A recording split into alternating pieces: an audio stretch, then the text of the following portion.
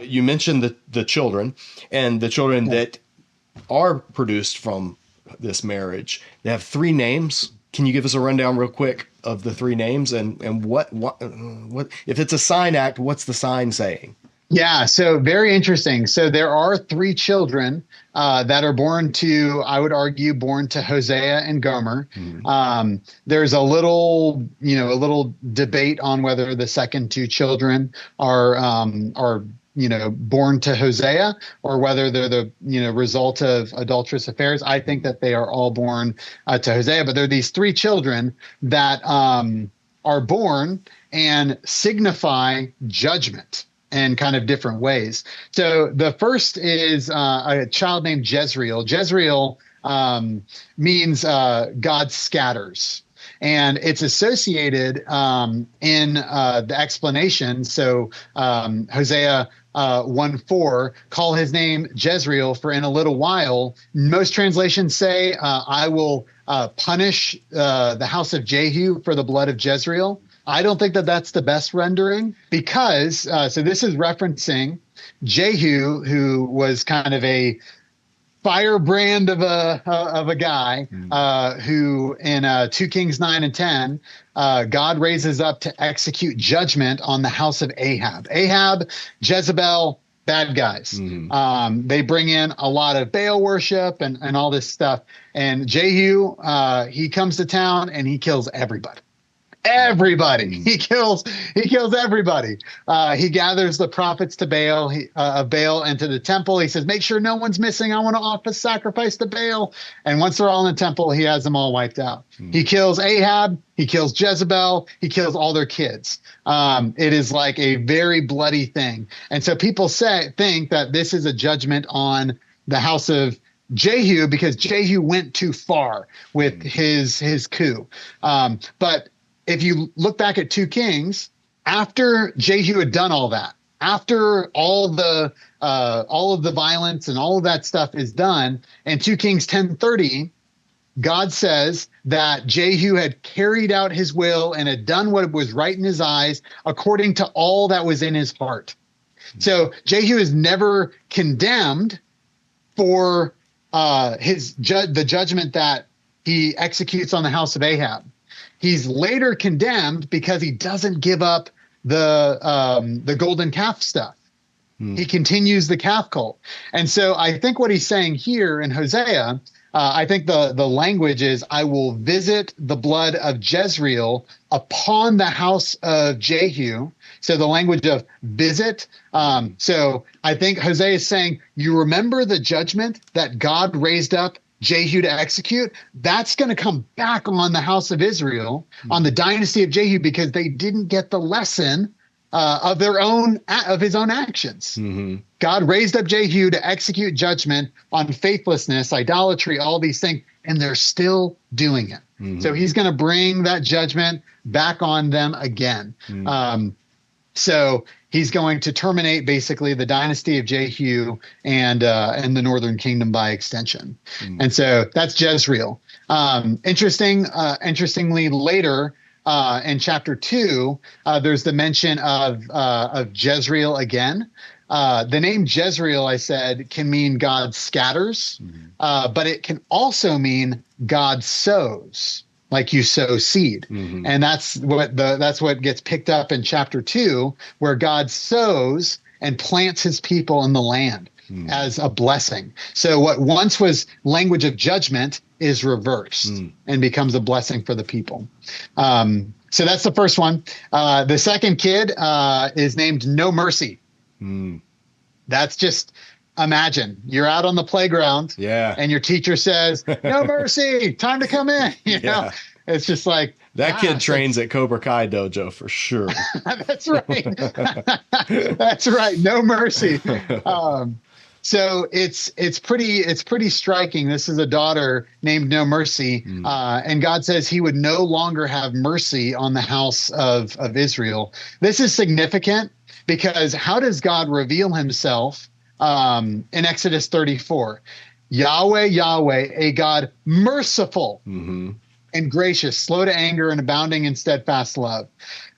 So it uses a it uses the same kind of word there for mercy.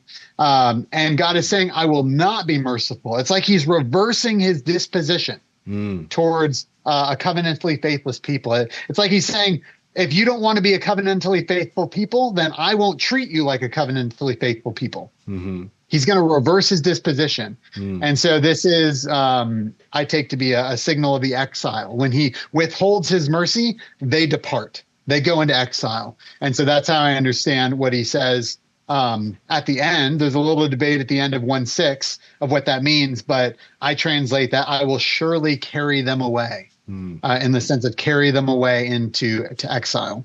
So the third kid is named Not My People. And this one gets really crazy. Not my people.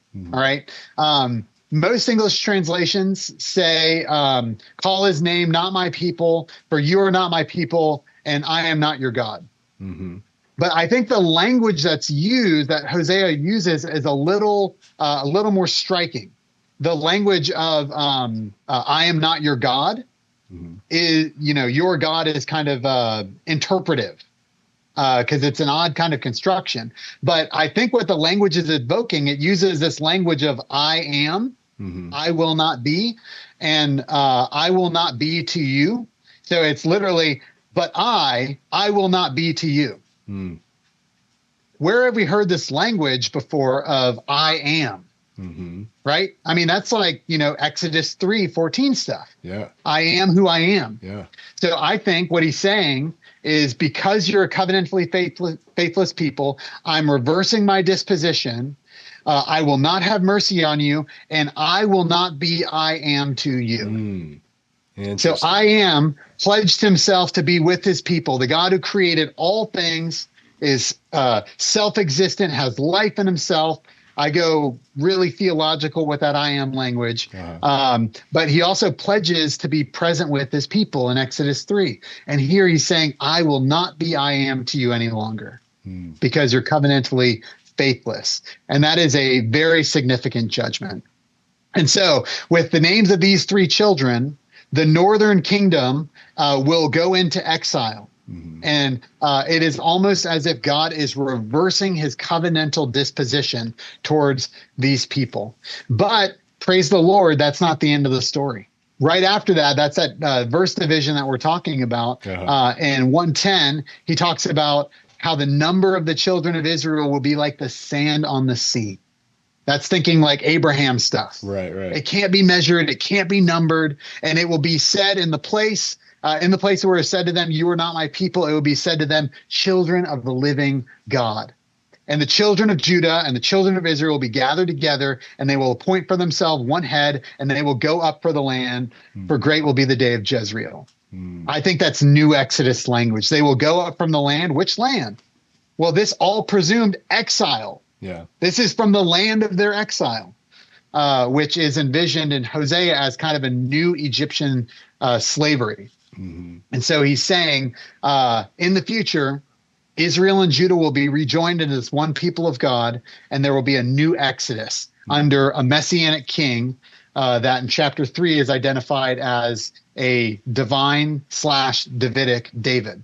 We're definitely going to come back to that. But before we leave our blue belt stage of Hosea training, some people will ask the question of, there's a couple of times, in 5:14 and 6:5, God's straight up attacking, like he's tearing, and so people, just like they have a problem with God telling a prophet to marry a woman of whatever's an anim, however you want to translate that, some are like, wait a minute, this is now God attacking his people. If God could turn and attack his people, then what's to stop him from doing it now? How can we have any assurance that, God's, it just freaks a lot of people out. And it also makes people say, wait, how can God is not the author of evil or violence or whatever. Clearly, though, he is the one. It's not saying I'm going to make somebody else attack you, although maybe that's how it worked out in history. But the language is him doing it. He's the one doing the tearing as a lion. And so what do you do when students are just starting to grapple with that? What are some guidance? What are some guidelines for how they should approach that conundrum? Yeah, so that question is, I find with my students, it can come from different places, right? Mm. Some people, when they're thinking about the violence of God, particularly in a book that is so concerned about household, father, husband, and they see they see violence that God, is says He's going to bring upon His people, and for them, that's deeply personal. Mm-hmm. Right. So for any listeners who hear that language and it's triggering, scripture gives us, we have 66 books in the canon to remind us of what is true, as we're grappling and with these things, so whenever students bring this up, I always want to probe and see, all right, hey, what's behind the question, so we can kind of appropriately address this. As we're interpreting Hosea, though, I think it's important to remember that Hosea is prosecuting the covenant, that the covenant relationship that Israel signed up for. Right. God announced blessings and curses, and the people said, yes, all that Yahweh said we will do. In Leviticus 26, God announces some really crazy covenant curses, part of which, Leviticus 26:17, he says, I will set my face against you, and you shall be struck down by your enemies, and those who hate you shall rule over you. So this language of God setting his face against his people, essentially he's saying what I said earlier: you want to act like a covenantally faithless people, then I'll treat you like a people who are outside of the covenant. And you're no longer going to receive blessing of being in right relationship with God, but I'll treat you like an enemy. And so these are people who have reneged on the covenant. And so often what that entails, people can say, but isn't God merciful? But when you look at what the people are doing, in Hosea 4:1, he kind of summarizes the covenant accusation against the people. And he says that there's no faithfulness, no steadfast love, no knowledge of God in the land. So all of these things that should have been present in the land are absent. What is in their place? Swearing, deception, murder, theft, adultery have broken out in the land, and bloodshed touches bloodshed. That's how I translate it. I just envision the ground. There's just a layer of blood all over Israel because people have been murdered. People have been mistreated. Right. The powerful have exploited the weak. So all of these things have flooded the land. So it's like they've almost brought their own judgment upon themselves. It's like God doesn't need to send a flood to wipe people out because they're kind of doing it themselves. They flooded the land with violence. And in 4:3, he talks about how all of creation is responding. It's like a decreation because of their sin. And so God is saying that he is going to be faithful to the covenant, which involved executing covenant curses. And even in Leviticus 26 and in Deuteronomy 28, even beyond those covenant curses, there is an announcement of hope. So God said that he wasn't going to end the story there because God's people are not back in Eden yet. The serpent's not winning. God has promises to keep. Yeah. And so the seed of the woman would crush the head of the serpent. God's people would be back in Eden. And we get that picture in Hosea chapter 2. So I mentioned the new Exodus kind of thing that you see at the end of chapter 1. Side note, I don't think chapter 2 is about Hosea and Gomer anymore. I think it is a metaphorical depiction of the Yahweh-Israel relationship. Okay. Otherwise, it gets kind of weird when if you think this is about Hosea, he's stripping his wife naked and he's going to kill her with thirst. So he's like threatening her. I think this is all metaphorical language that has covenant curse stuff in the background. Right. But in the redemption, beyond the judgment, God says that he will lead his people in 2:14. He will lead them back into the wilderness, and he will betroth them to himself. And then he does heart surgery. He removes the names of the Baals from their mouth. he creates a new desire in them for them to not associate him with other deities any longer, but to see him as their one true covenant partner, to kind of be restored and renewed. And there's Edenic language that is used. There's a new covenant with all creation. God's people are safe and all these things. And he says in 2:19, so your question, well, if God, does violence to his people in the past, why won't he do it to them in the future? He says, I will betroth you to me forever. I will betroth you to me in righteousness and in justice and steadfast love and in mercy. I will betroth you to me in faithfulness, and you will know Yahweh. So when God transforms his people in the future, they are no longer going to be a covenantally faithless people, because they will share the attributes of their covenantally faithful God. When there's restored to right relationship, it's like a reboot of the relationship. Right. He's like, hey, let's go back to the wilderness. Like I'm not taking you back to a new conquest in the land quite yet. I'm bringing you back to the wilderness. We are rebooting this thing from the beginning. It's a new betrothal. Like before the marriage relationship, this is the betrothal. And it changes everything. The people are restored and redeemed, transformed from the inside out. And so this is a eternal covenant that God is making with the people. I think that's the new covenant. Yeah. That is fulfilled ultimately in Christ. Yeah. Ezekiel 36, Jeremiah 31, like this idea, even back in Deuteronomy, 29, or just the put a new heart, circumcise your heart, like that reboot language, that new covenant language it really does emphasize the importance of the new covenant. Why it really matters that there was this new covenant, that the old covenant promised.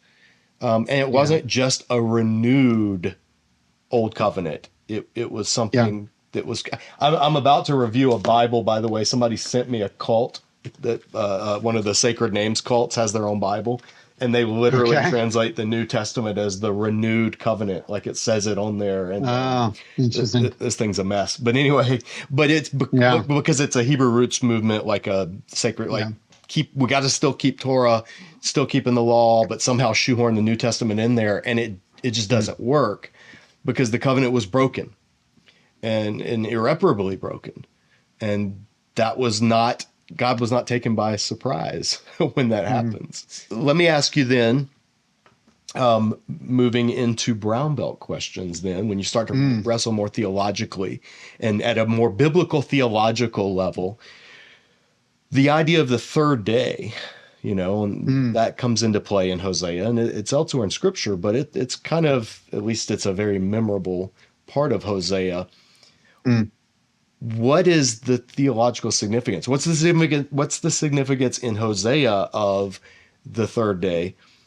And then how is that in any way like fulfilled in the New Testament? Because a lot of people would point to Hosea and say, that's where, when Paul says, and he was raised on the third day, according to the Scriptures, a number of people I've read said, that's Hosea is where he's pulling it from. So how do you introduce that topic when people start grappling at that level?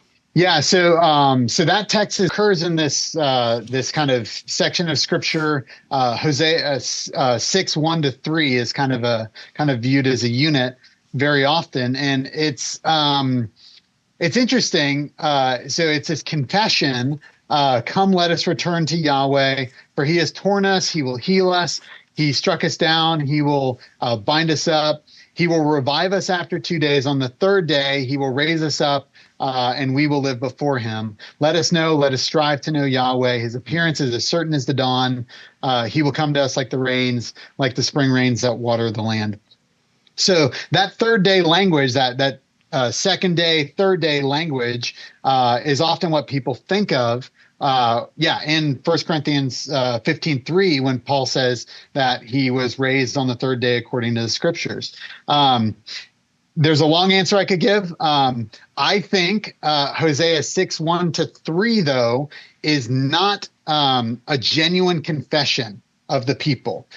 So it sounds orthodox, and I think that's the problem. Because if you read in Hosea, the very next verse, God does not receive this confession. Mm-hmm.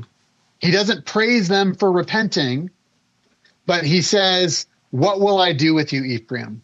What will I do with you, Judah? Your steadfast love is like a morning mist, like vapor, right? So he hears this confession and he says, man, your steadfast love, quote unquote, is like vapor, right? And I think that's because if you look at the previous verse at the end of chapter 5:15, God uses this lion imagery in 5:14, and he says, basically, I'm going to rip them to shreds, and I will return to my place until they acknowledge their guilt and seek my face, right?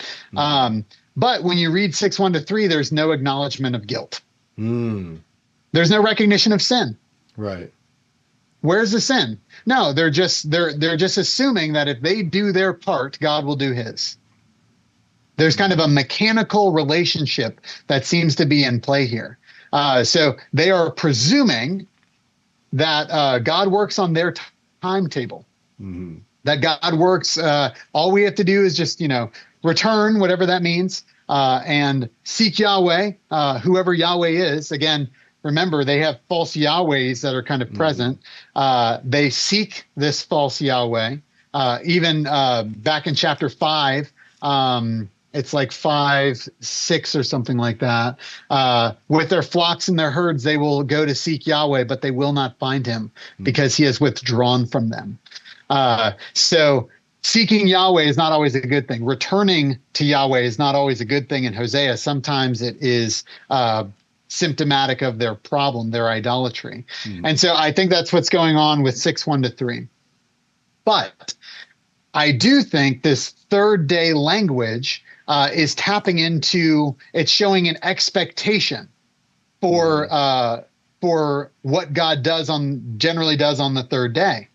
So there are many salvation texts, many creation texts that are associated with this kind of third day type things. And so in 1 Corinthians 15:3, I think it's significant that Paul uses the plural scriptures, right? So I don't think he has just one in mind, but I think he's tapping into a pattern. Right. Scriptures, right?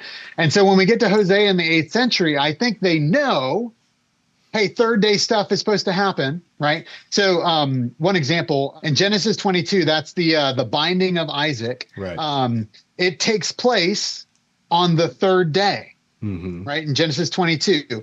And that passage taking place on the third day brings together so many important themes. Yeah. There's covenantal promises. There's like a father's love for his son, that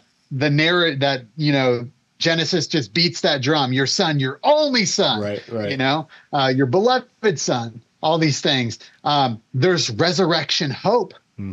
Hebrews 11, when it's referencing this thing, it says that Abraham hoped that God would be able to raise Isaac from the dead. Yeah. So he's ready to kill Isaac, thinking God can resurrect him. He's got resurrection hope. And Hebrews says, yeah, he was kind of raised in a sense, right? So Genesis 22 is bringing all these things together, and this is just the kind of thing that happens on the third day. Yeah. So I think there's a popular expectation, even though the people get it wrong in this false confession, this impious speech, Jesus gets it right. He's the real deal. What they had falsely hoped, oh yeah, fix us up, bind us up, resurrect us, we'll do our part, you'll do yours. Jesus really does for his people. Right. He really does raise them from the dead. He is raised. That's a perfect segue into the next question I was going to ask you, because this also, when people really start digging into the Old Testament, the Hebrew Bible, they a lot of times get surprised that things they thought the New Testament was saying that the Old Testament says, the Old Testament doesn't actually say that. And the New Testament authors are doing something a little different. And I think that a textbook example, when I'm teaching in churches at a popular level, a textbook example is Hosea 11:1, and out of Egypt I called my son. Because if you're just reading along in Matthew and you read that and you're like, oh yeah, somewhere in the Old Testament it was promised that the Messiah would come out of Egypt as a baby. And you turn back to Hosea 11:1, and I usually have groups. I'm like, all right, read it, read the whole verse. And they read it, and I'm like, where's the promise? It says, when Israel was a child, I loved him. Out of Egypt, I called my son. Now, the next line, I'd like to hear your translation, because that's where I found wildly divergent in 2a. But regardless, old NIV, for instance, just said, the more I called, the further they went away from me. They sacrificed to the Baals. They burned incense to images. There's no prediction of anything messianic on the surface of Hosea 11:1. So then the charge becomes, well, was Matthew just making stuff up? Was he relying on his audiences not knowing the real, this is a common counter-missionary argument among rabbis they were relying on people not knowing the Tanakh to pull the wool over their eyes, which I don't think is likely at all given Matthew, who he was. So regarding what you just said, and it piqued my interest when you said, Jesus did what Israel was failed to do. Jesus actually did it right. To me, that seems like exactly what's happening with Hosea 11:1. Is that the case? How do you explain the Matthew Hosea 11:1? What's going on there? Yeah. Well, it's interesting because in Matthew 2, this passage, Matthew cites Hosea by name. This was to fulfill what was spoken by the prophet Hosea. But when does he say that? He says that as they're going down into Egypt, right? So it's not even as they're coming up. The fulfillment happens as they're going down. So out of Egypt, I call my son, as the Holy Family is going down. So in Hosea 11, kind of beginning in Hosea 9, and kind of Hosea 10, Hosea looks back on Israel's early history. And Israel's early history kind of becomes paradigmatic. So he looks back at Israel's early history and he shows continuity with what Israel did in the past and how Israel is in the present. And so reflecting in Hosea 11, when Israel was a child, I loved him. He's talking about Israel as a son. This sonship language taps into themes of sonship of Israel, like in Exodus 4:22, for instance, when Moses says to Pharaoh, Israel is Yahweh's firstborn son, right? So the nation is the son. And of course, that taps in to Abrahamic promises, right? Children of God. Right. And that goes back to, I think, Adam, who is called the Son of God. So I think there's kind of this trajectory that's happening there that Hosea is picking up on, these themes. But one commentator notes how for Hosea, the past is not just the past. He incorporates the past in many predictive ways. He's showing continuity with the past and the present, and then showing what God is going to do in the future. So the Exodus is kind of significant in Hosea for God's future work of redemption. Walter Brueggemann says that God is an Exodus kind of God, right? That you see these Exodus typologies that get worked out throughout the prophets, and Hosea taps into that big time. All the way back in chapter 1, I kind of mentioned in passing, when they come up from the land, Israel and Judah will be reunited and they will go up from the land. Great will be the day of Jezreel. That's new Exodus language, I would argue. And so this new Exodus is kind of in the mind of the people. And so Hosea mentions the Exodus of the past connected to the sonship stuff, which taps into the whole household imagery, I think. But as he often does, he shows that the past is so often typological for God's work in the future. So it's kind of this broader, like, eschatological vision of kind of messianic restoration that's going to come, connecting themes of covenant and exile, new Exodus, all these things kind of together. So when Matthew cites Hosea as Jesus is going down into Egypt, he knows what Hosea is getting at. He knows where Hosea is pointing. New Exodus is coming, and it comes through the Lord Jesus. That's a little bit about how I would kind of puzzle that out. But it's not like Matthew is like cherry picking for Egypt and son and baby. let me make this into a messianic prophecy. Like Matthew's not playing checkers. He's playing 4-dimensional chess. Like he's more knowledgeable of what Hosea is doing than most of the people that have come after. And if we miss that part, I think then we woefully misread what Matthew's doing and what the concept of fulfill even means, because we just think prediction, fulfillment. And I mean, I think in Matthew, the only actual prediction fulfillment is just he'd be born in Bethlehem.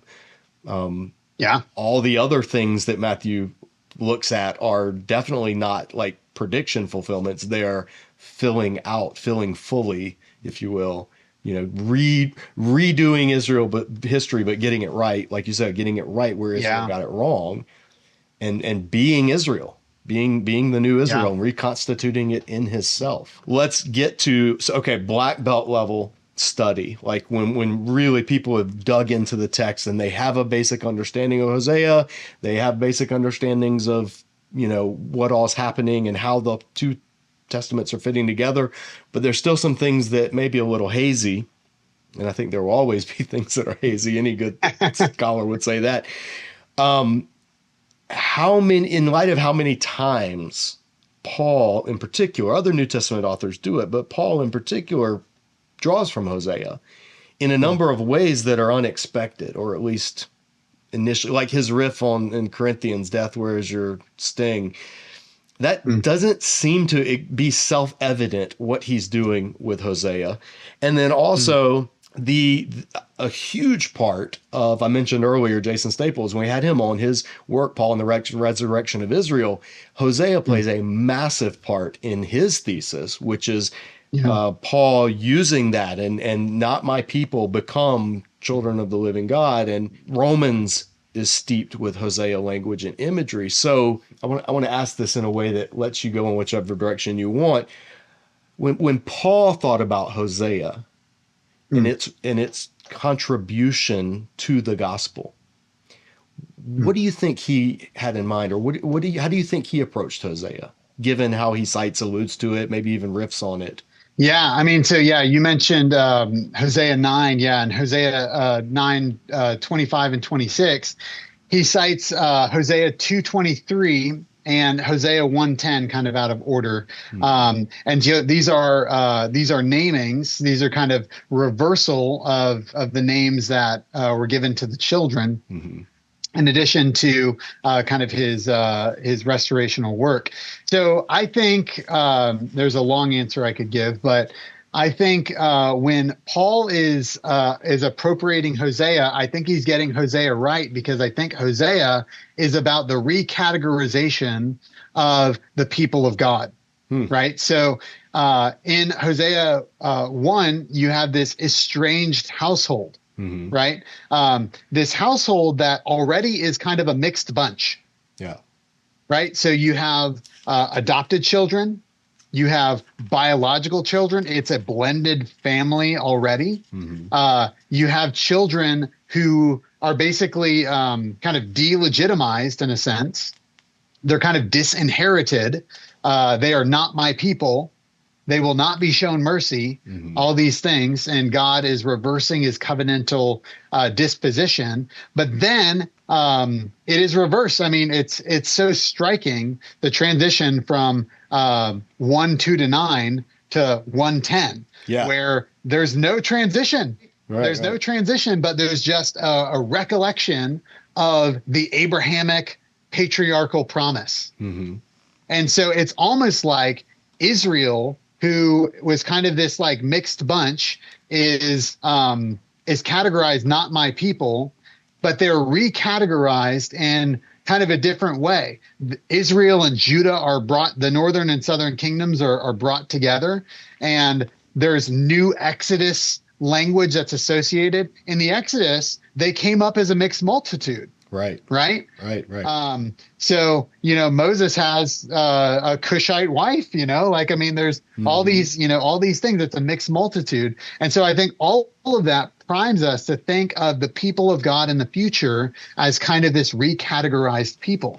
And so I think he's drawing on the language of alienation and reconciliation, but I think he's tapping into the theology of this reconstituted, recategorized people of God in the future.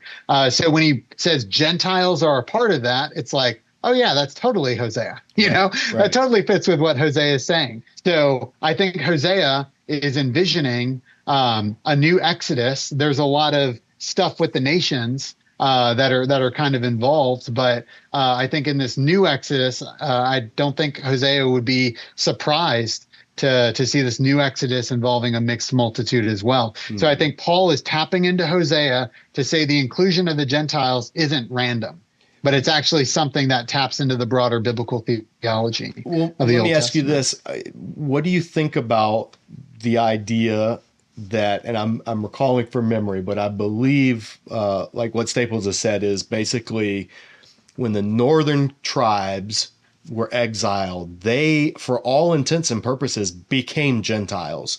They intermixed with, and I mean, you had Sumerians and others, but like Samaritans and others, but for the most part, like the tribes kind of were scattered into the Gentiles. And so I believe one of his thesis points is, so when Paul sees the Gentiles coming to faith in Messiah, that is, he sees that as being in some way, not fully, but being at least first fruits of those tribes of Israel, the northern tribes being brought back. Like that's the reconstitution of Israel. As a Hosea scholar, what do you think about that? Is that something you're like, yeah, I could see that? Or do you take a different approach? Or you think, Staples is full of beans? Yeah, well, so I haven't interacted with his work, so I'm not sure of his particular argument.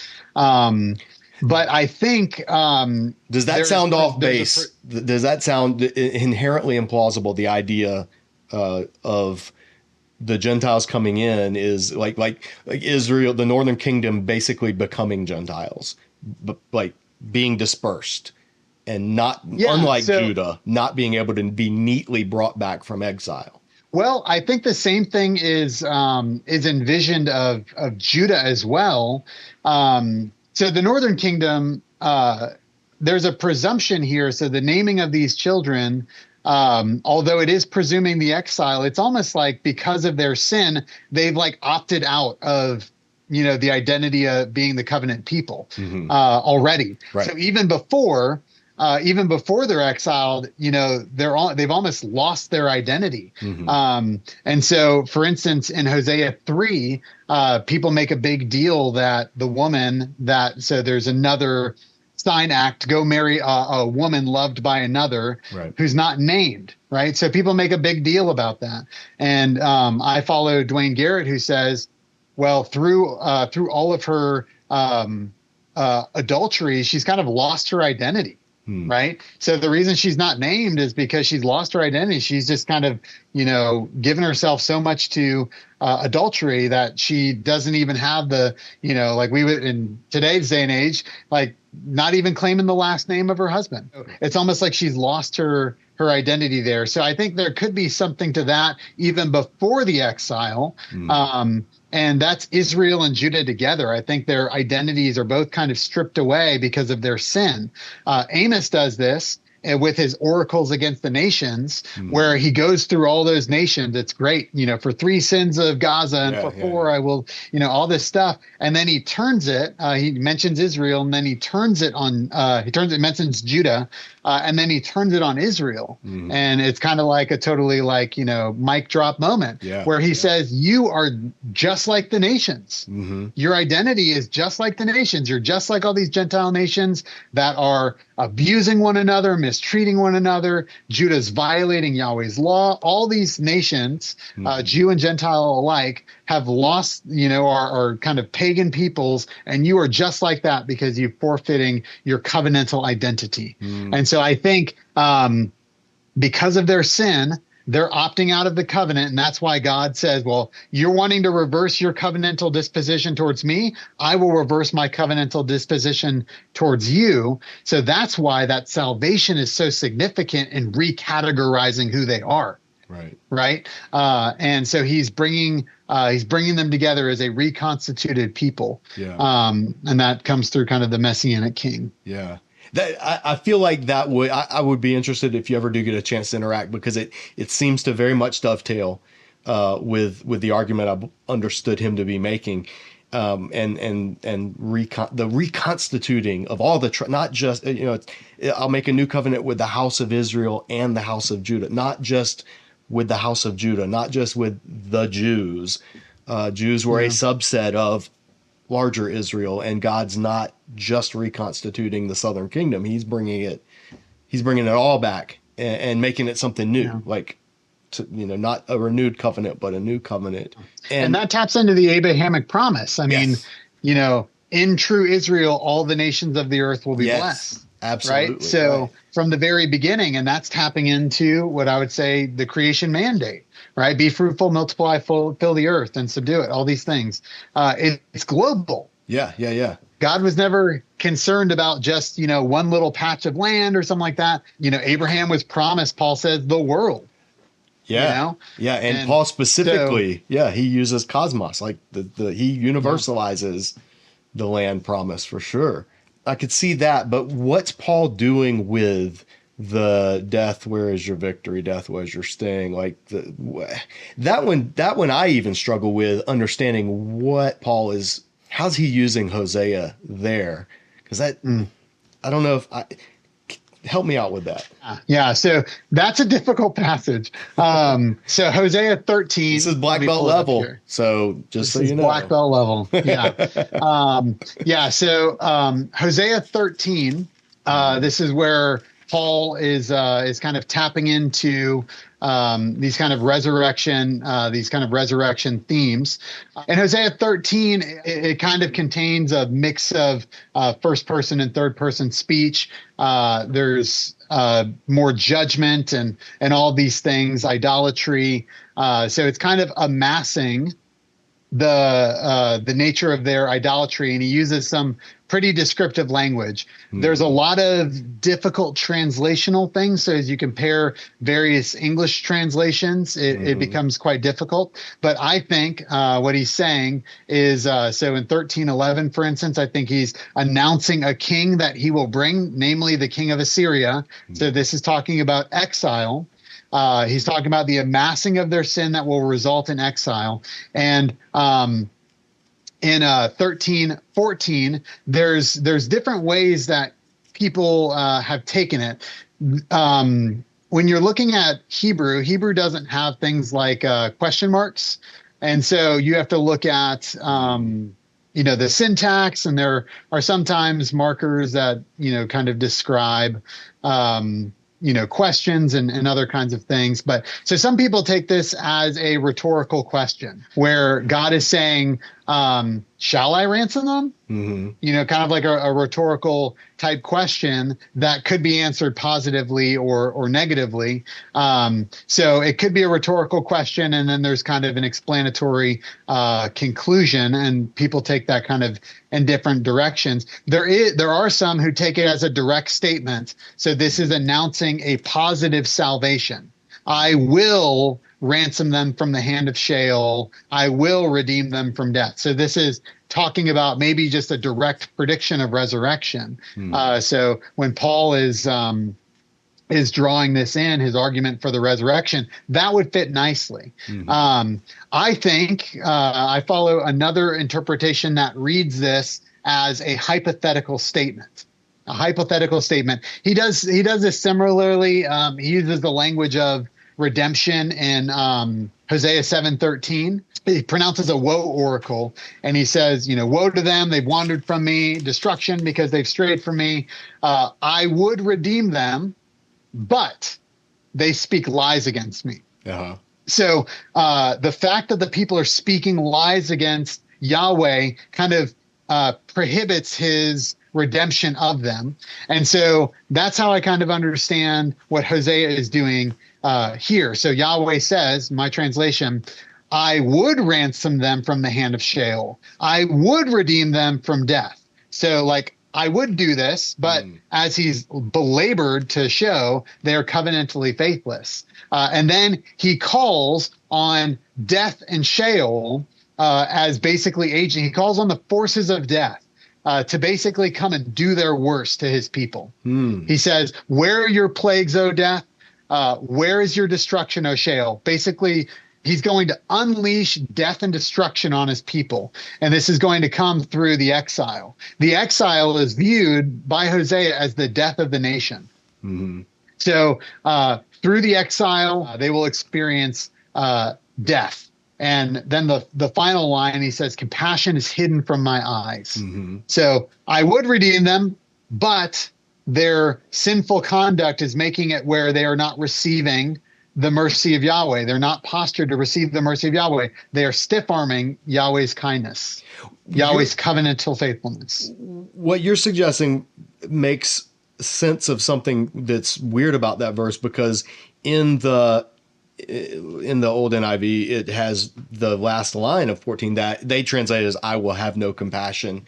But that seems to go directly against what it just said. If it's like, "I will rescue, I will redeem from death. Where is your plagues?" Where, like, if that's the case, then it takes a very sharp turn, to the point that the NIV introduced a break in that verse, and they actually break the verse and they put "I will have no compassion," even though that they read that with the next verse, with verse 15.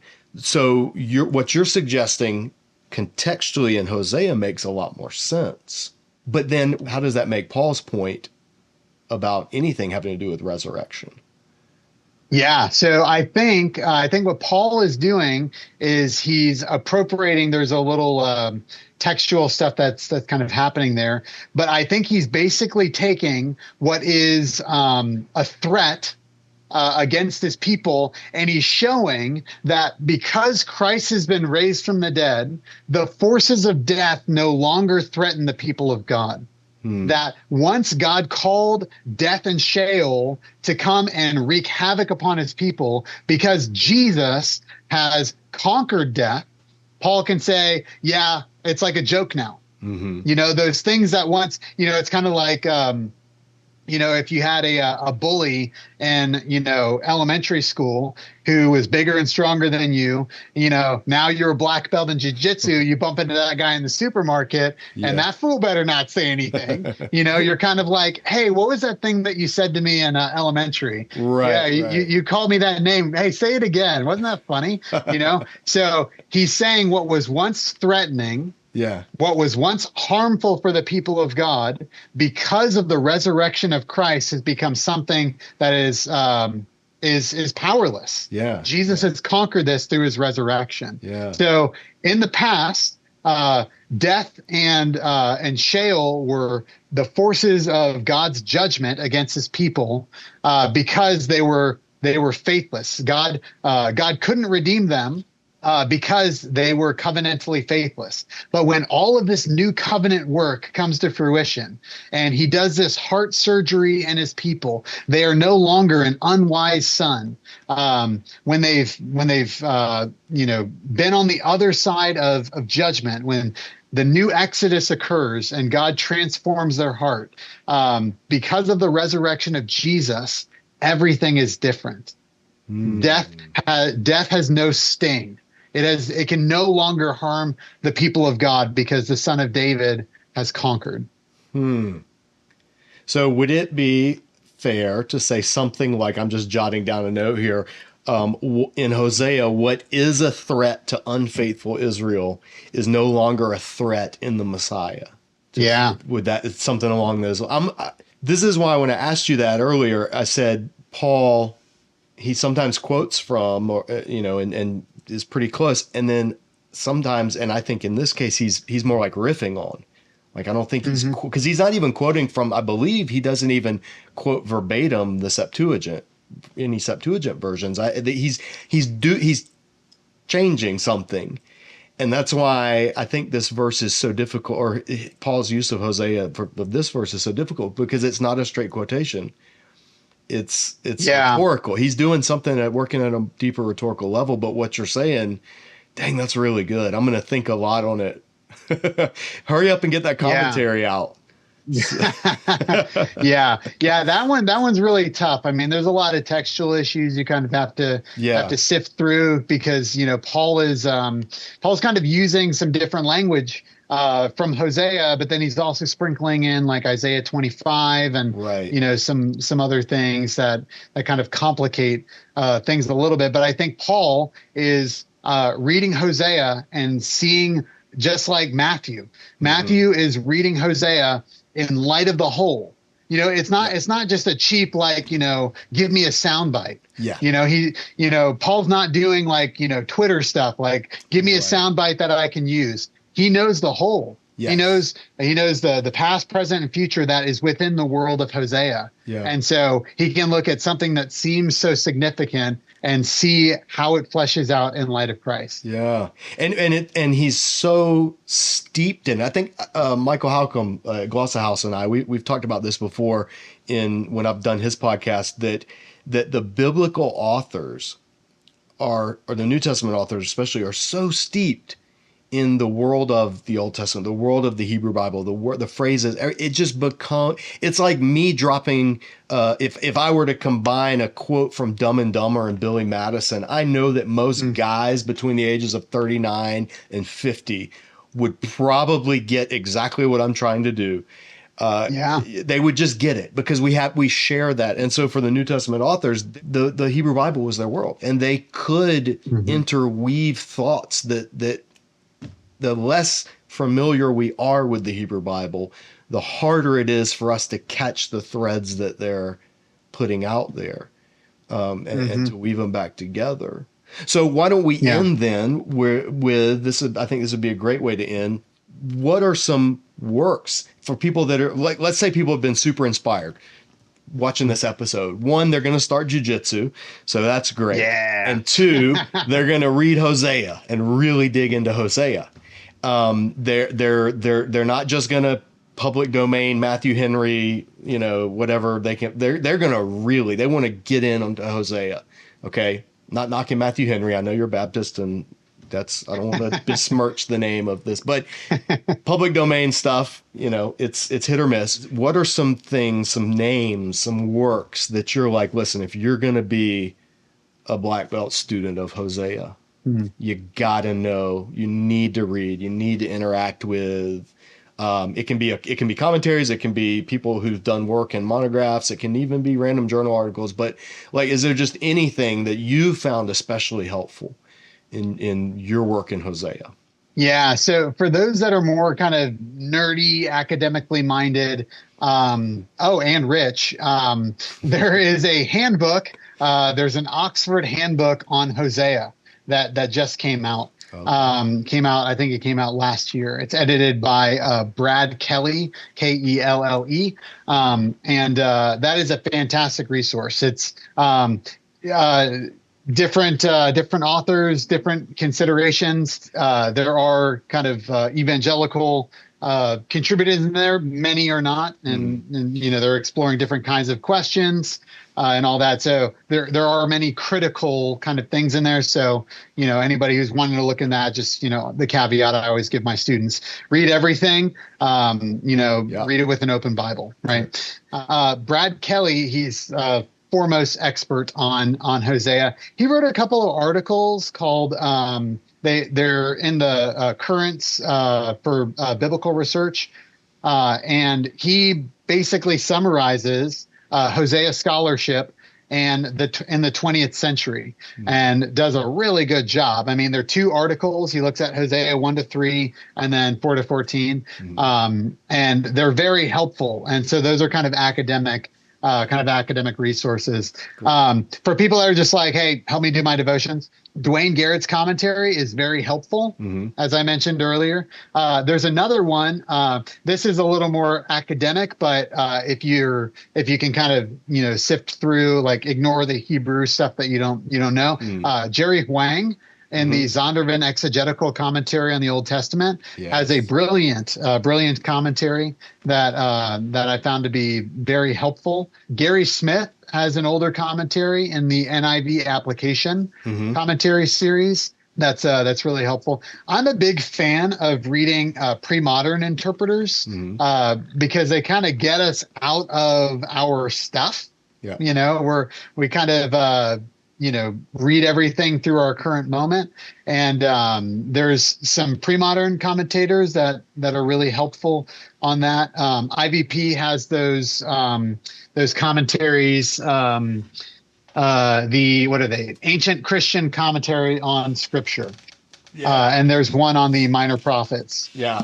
This is the set. That's the one. Yep. Right there. Yep.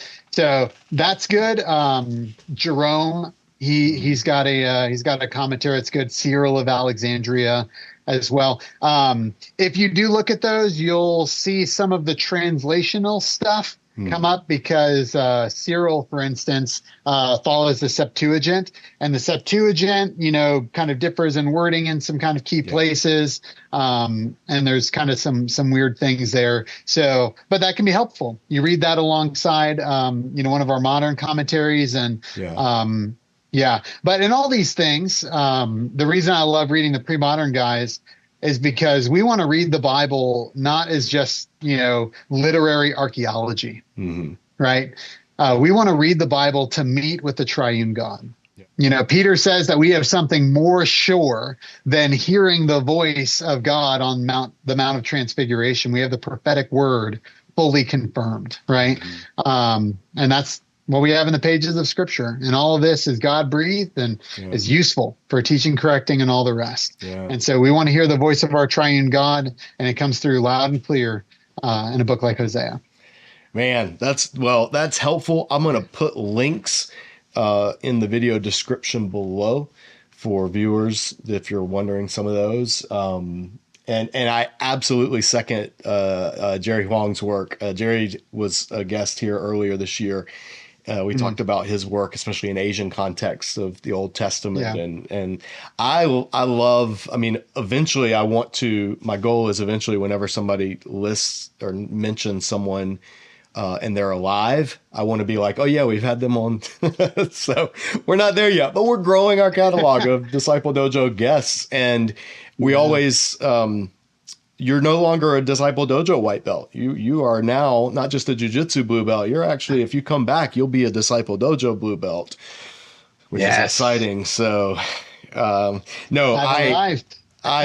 could sit here and talk with you about all kinds of stuff. I have questions, and I rarely get to nerd out with somebody. So it's just kind of like if you go to a seminar, you want to just ask so many jiu-jitsu questions, but sometimes you don't even know what questions you have. And then later that night, you're like, oh, I should have asked about this. I should have asked.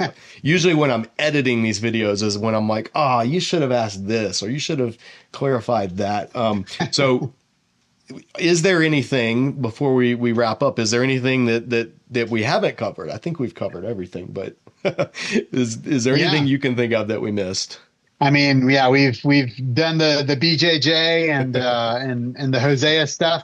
One plug for so in addition to teaching at Midwestern Seminary and Spurgeon College, I'm a co-director of a center called Every Voice, which is a center for kingdom diversity and Christian theological education. And we have a website, everyvoicekingdomdiversity.org. Is that the one that Charlie Trim is involved in?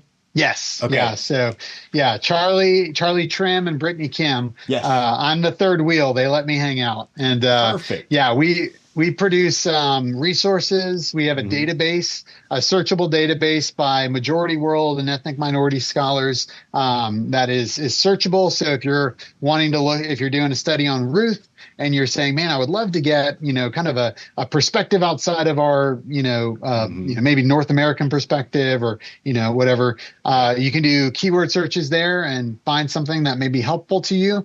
Again, we've got a broad spectrum of things on there. So read everything with an open Bible and a prayerful heart. But sometimes hearing diverse voices can just be really helpful. And you think, something that is so significant in another context may just open, your eyes to seeing things, seeing connections in the Bible that you didn't see previously. And so we want to promote the work of global scholars and ethnic minority scholars that are not generally in the discussion. And then we also have things like student mentoring groups where we have groups of students that are being mentored. Richard Middleton is our mentor this year. And so students just get to hang out with him. That's so fun, ask him man. questions, community, all this stuff. Yeah. And so we love that kind of stuff. So everyvoicekingdomdiversity.org, you can see all the good stuff that we have there. I recommend people hang out with Richard Middleton whenever they get the chance. He was the speaker. I brought him down for our grown-ups table summer retreat last year. We do a beach retreat every year. And I brought him down as the speaker, and he's like, I'm married. I'm not a single. I was like, I don't care. You're coming on this retreat. That's just great. So we could hang out. Man, that's fantastic. If somebody what's the best way people can either follow or reach you? Are you active on social media? Do you have a preferred way? If somebody's like, hey, I'd like to reach out, maybe have you on their podcast or show or something. Yeah, I am on social media. Twitter, X. I say Twitter. I refuse to say X. I'm sticking with Twitter. yeah. Dr. Andrew M. King, at Dr. Andrew M. King. People can find me there. But email is probably the easiest way to kind of get in touch with me. I've got a faculty page on the Midwestern Seminary thing, so people can find me there. And Cool. I'll link your faculty page for sure. And if anybody wants to follow up with this, if anybody has any jiu-jitsu questions, feel free to ask those as well. And well, I'll forward those to the professor. Well, if anybody asks Hosea questions, you know where I'm sending them. Man, I'm excited. Please, when your commentary does get published, whenever, I know those the wheels of commentary publishing turn slowly, but when it does come out, and come back on and let's chat some more. And any time in between then, you got an open invitation here at Disciple Dojo. So, man, Andrew, thank you so much for spending the afternoon with us, brother. So much fun. Thank you. I appreciate you. I loved sitting and talking with Andrew. Can't wait to get together with him at SBL next year. Hopefully we'll get to do some grappling train together. And man, there are more of us out there than people realize. Bible nerd, jiu-jitsu nerd, like, there's some good cross-pollination. So anyway, hopefully this episode was a chance for you to be exposed to something you didn't know, whether it was about Hosea, whether it was about jiu-jitsu, whether it was about both. If you appreciate this ministry and us being able to get scholars, authors, thinkers, people whose work I think is important and worth getting out to a wider audience, if that in any way resonates with you, then if you haven't already, we'd love for you to subscribe. And also, we would love for you to consider supporting this ministry, becoming a Disciple Dojo donor. We are a nonprofit teaching ministry. Very little of our revenue comes from YouTube. The bulk of what we do comes from people who are like, yeah, I like what you're doing. I think it's important and I want to help it. So if that's you, I would love to invite you to become a monthly dojo donor at any dollar amount. I don't see who gives what. I don't care who gives what. I don't want to know who gives what. We leave all that to our finance and our board. But if you do become a donor, I would love to send you a little thank you. I'd love to send you a Disciple Dojo patch. So all you have to do is send me a message via the website, the contact form at the top of our Disciple Dojo website, and just say, hey, I'm a monthly dojo donor. You don't have to tell me how much you give. I don't care, like I said, and give me your address and I will get a patch to you in the mail. Just tell me if you want the darker color or the lighter color. But that'll do it for now. Thank you guys for tuning in. As always, stay tuned for more here at Disciple Dojo. And in the meantime, keep training.